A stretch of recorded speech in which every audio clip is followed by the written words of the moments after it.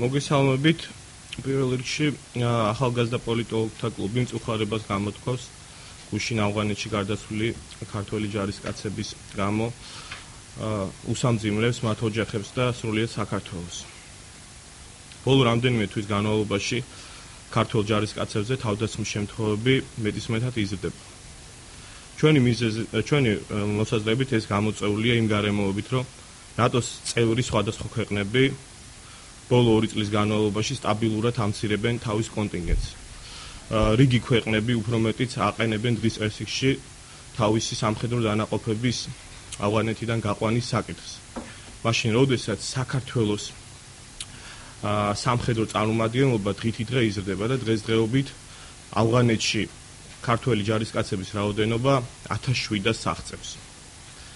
ეს სრულიად მიზანშეუწონელია იმ შემთხვევაში, როდესაც ქართველი დანაყოფებისთვის არჩეულია ყველაზე უფრო სახიფათო პროვინცია, კერძოდ კი ჰელმონდი. ეს ფაქტორი ერთიურად ზრდის ამ შემთხვევაში ქართველი ჯარისკაცების დაღუპვის და მსგავსი ტერაქტების ალბათობის ფაქტებს. აქვე გვინდა აღვნიშნოთ სააკაშვილის ბოლო ვიზიტი ავღანეთში, სადაც მან სრულიად უპასუხისმგებლო და მანიაკალური განცხადება გააკეთა ჯარისკაცებთან საუბრისას. რამდენად სამწუხარო არ უნდა იყოს ეს ფაქტი მედიამ ძალიან აქტიურად გააშუქა როგორც ქართულმა საშუალებებმა, ასევე უცხოურმა და გარკვეული წილი პასუხისმგებლობა მომხდარი ფაქტის გამო სწორედ პრეზიდენტმა სააკაშვილმა უნდა აიღოს თავის თავზე. რამდენადაც მან უნდა გაათვითცნობიეროს ის, რომ ქვეყნის პირველი პირი, ქვეყნის მთავარსარდალი მსგავს შემთხვევაში ესეთ უპასუხისმგებლო განცხადებებს არ უნდა აკეთებდეს. თალიბების გახშირებული თავდასხმები ქართულ ჯარისკაცებზე შეიძლება აიხსნას იმ გარემოებითაც, რომ წინა ხელისუფლება არ უშვებდა არანაირ შანსს და ყოველთვის და ყველგან ფაქტიურად იყო ამის საჭიროება თუ არა აღნიშნავდა ქართველი ჯარისკაცების საქართველოს მონაწილეობას ავღანეთის მისიაში და ამით ზრდიდა იმ ნეგატიურ დამოკიდებულებას, რაც დღესდღეობით ისლამურ სამყაროში სუფევს. ქართველი ჯარისკაცების ყოფნა დღესდღეობით ავღანეთში და მათი მონაწილეობა იქ გამართულ სამხედრო ოპერაციებში არანაირად არ შედის ქვეყნის სახელმწიფოებრივ ინტერესებში და პირიქით ეს პირდაპირ უცხო ქვეყნის ოკუპაციაში აქტიური მონაწილეობის ტოლფასია. აქვე გვინდა აღვნიშნოთ ისიც, რომ ნატო დღესდღეობით ქართულ ჯარისკაცებს საზარბაზნე ხორცად იყენებს. ამაზე მეტყველებს თუნდაც იქ მომუშავე ჯარისკაცების ანაზღაურების, ასე ვთქვათ, მეთოდი. ქართველი ჯარისკაცები ავღანეთში მონაწილე სხვა ქვეყნის ჯარისკაცებისგან განსხვავებით 10-ჯერ და ხშირ შემთხვევაში 20-ჯერ უფრო ნაკლებ ხელფასს იღებენ. ეს სხვა არაფერია თუ არა ჩვენი სამხედრო წარმომადგენლების, ჩვენი ჯარისკაცების აბუჩად აგდება. მაშინ, როდესაც რასმუსენი გუშინ ძალიან დიდ მწუხარებას გამოთქვავდა ამ ფაქტის გამო, მაგრამ ისევ ძალიან შორს ვართ კონკრეტიკისგან, კონკრეტულად არ ვიცით არც მაპის თაობაზე, არც იმის საშუალებას იძლევა ნატოს მხრიდან მსგავსი განცხადებები, რომ ქვეყანაში რაიმე სახის გრძელვადიანი პოლიტიკა დაიგეგმოს. გასათვალისწინებელია ის მომენტიც, რომ დღითიდღე იზრდება ისლამური სამყაროს აგრესიული და ნეგატიური დამოკიდებულება საქართველოს მიმართ და ჩვენი ნების გაუთვალისწინებლად ვარ ჩათრეული სწორედ მსგავს ასე ვთქვათ კონფლიქტში.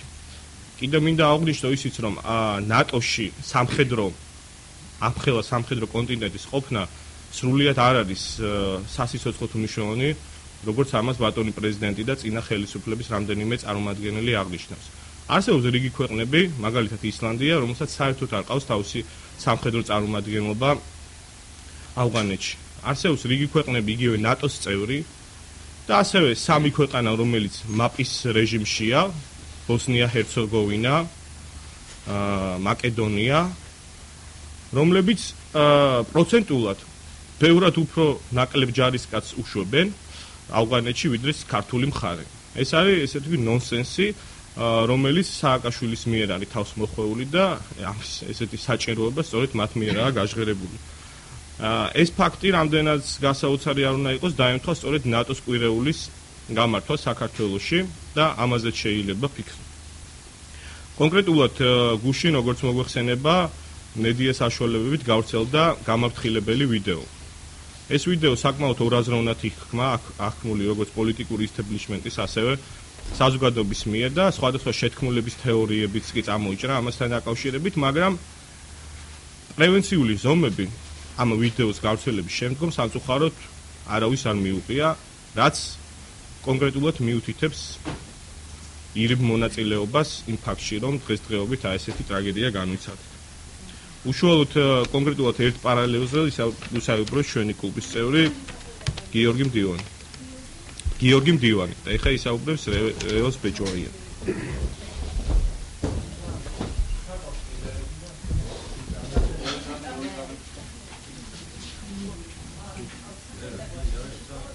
გიორგი მდივანი. არამას ბეჭვარია. დავიწყოთ. დიახ.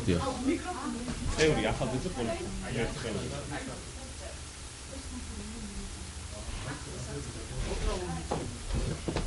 მიკროფონთან.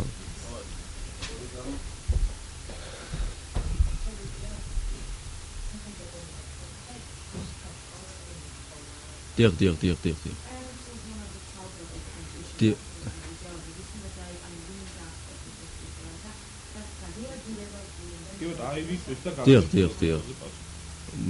პირველ რიგში მოგესალმებით, მინდა წუხარება გამოთქვა გუშინდელი ფაქტთან დაკავშირებით და მივსამძიმრო თითოეული გარდაცვლილის ოჯახს, მეგობრებს, ნათესავებს და მთლიან საქართველოს. გუშინდელი ფაქტი იყო უმძიმესი ტრაგედია ქვეყნისთვის. კიდევ ერთხელ დასტურდება მთელი სააკაშვილის მმართველობის 9 წლიანი პერიოდის არასერიოზული მიდგომა საკითხებისადმი და არაფრის მომტანი ქმედითი საქართველოსთვის. გუშინ გავრცელდა მოგესალმებათ ვიდეო, სადაც შურისძიებაზე იყო საუბარი თალებების მხრიდან.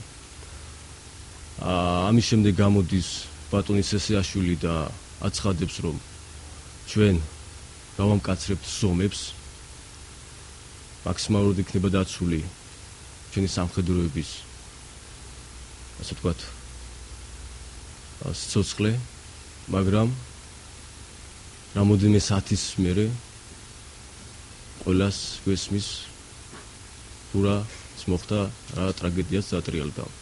ჩვენ მოვითხოვთ გამკაცრდეს უსაფრთხოების მექანიზმები, რათა თავიდან აცილებული იქნას მსგავსი შედეგები.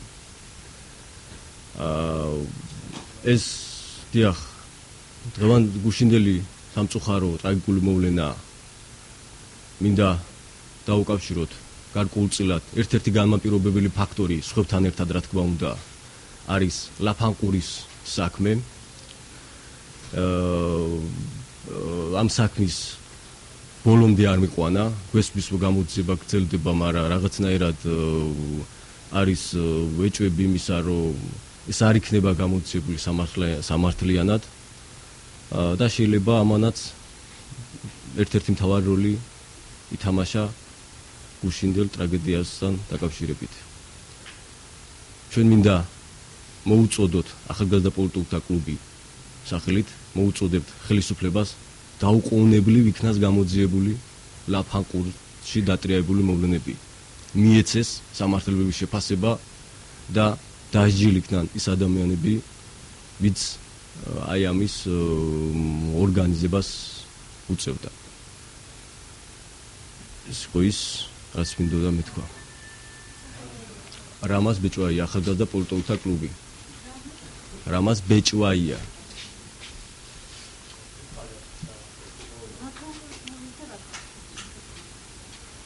აფანყურის მოვლენები მოგხსენებათ, ეს არ არის მარტო, ვთქვათ,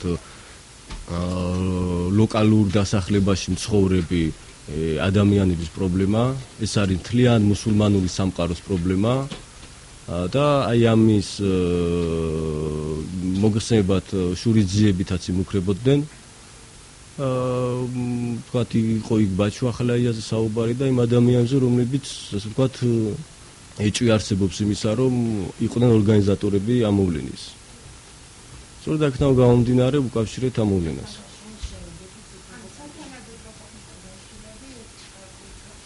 გარკვეულწილად შეიძლება ეხა ეს ისეთი საკითხი არ არის, რომ რაღაც 100%-იანი იმით ვარაუდოთ, მაგრამ გარკვეულწილად ეწვბადებს მსგავსი მოვლენები. პრეზიდენტის პასუხს დიახ, 26 მაისის ეს იყო, რავი, ყოვლადაი არა სერიოზული გამოსვლა და თუ რამდენი კაცი მოკალი, თითქოს აი კომპიუტერული თამაშები იყოს და აი არა 26 მაისს დიახ, რომ შეხვდა აფღანის, თუ სწორედ იყო, იქ საუბარი იყო, რომ რამდენი აფღანელი მოკალით და რაღაც არასერიოზული დამოკიდებულება და შეკითხვები. ყოვლად კონკრეტულად ეს აქამდე უნდა დამზადოს, რომ აქამდე ძალიან ბევრი მიზეზი მიუთითებდა ამაზე და კონკრეტულად სააკაშვილი პასუხისმგებელი ფაქტზე, რომ კონკრეტულად მან მოახდინა ქართული ჯარისკაცების პასუხისმგებლობა არის მორალური, პოლიტიკური და სამართლებრივი და ახლა რა სამართლებრივი პასუხისმგებლობა ამ კონკრეტულ შეკითხვა პასუხის გამო შეიძლება ვერ დადგეს, მაგრამ პოლიტიკური პასუხისმგებლობა რა თქმა უნდა მიშასია. და აქამდე განვითარებული მოვლენები. სადაც ჯარისკაცები შეხვდა და საკმაოდ ისეთი აქტიური საუბარი გამართა სამზარეულოში და პირდაპირ მედიამ გააშუქა ძალიან აქტიურად, რომ პირდაპირ კითხა რამდენი ჯარისკაცი მოკალიო და მსგავსი რიტორიკის შეკითხვები დაუსვა, რაც ქვეყნის მთავარსარდლის მიერ და მით უმეტეს პრეზიდენტის მიერ არის სრულიად უპასუხისმგებლო, იმიტომ რომ ამას არა მარტო ქართველი საზოგადოება იცნობა შემდგომში, არამედ განსაკუთრებით იგივე ლოკალური მოქალაქეები და მთლიანად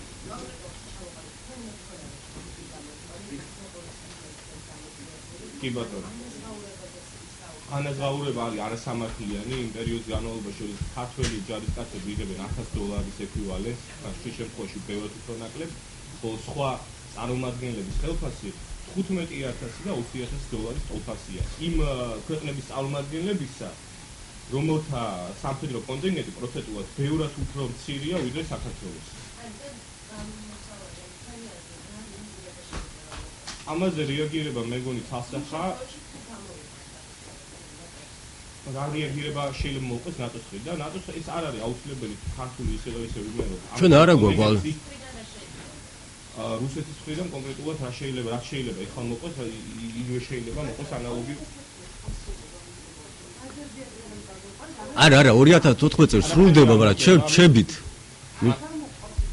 არა არ გამოყავს ლიანად, არა გაქვს ინფორმაცია სწორი. არის დაგეგმილი გამოყვანა, მაგრამ გავსი რაღაც შემთხვევები ხშირად იწევა ხოლმე პერიოდულად დროის ფაქტორის თვალსაზრისით. ავსტრალიამ გამოიყვანა პრემიერ-მინისტრთან განაცხადა, რომ პირადად არ სურს ამ ასე ვთქვათ ოპერაციაში მონაწილეობის მიღება ამ მისიაში. ესპანეთმა შეამცირა ზალი, მეტისმეტად შეამცირა, რომელიც უშუალოდ ნატოს წევრია, აღარ ვამბობ მე ხა მაკედონიაზე, ბოსნია-ჰერცეგოვინაზე და ჩერნოგორიაზე. ანუ ის, რომ ჩვენი ჯარისკაცების ამხელა კონტინენტის იქ ყოფნა არის სასიცოცხლო მნიშვნელოვანი, ეს არის მოხული სააკაშვილის მიერ. ამ რასმუსენიც არ აღნიშნავს და არც ერთი ნატოს წარმომადგენელი არ აღნიშნავს, რომ საქართველოს ამხელა კონტინენტის იქ ყოფნა რაღაცნაირად ირიბად ოდნავ თუ შეუწყობს ხელს იმის დადასტურებული განცხადებაც არ გაუკეთებია არავის, რომ აი ჩვენი ყოფნა რამენაირად ამ მაპის აღებაში დაგვეხმარება, ამის გავს. ეს უბრალოდ აბუჩად აგდება ქართული საზოგადოების, საქართველოს თითოეული მოქალაქის და ზოგადად ქართული სახელმწიფოს.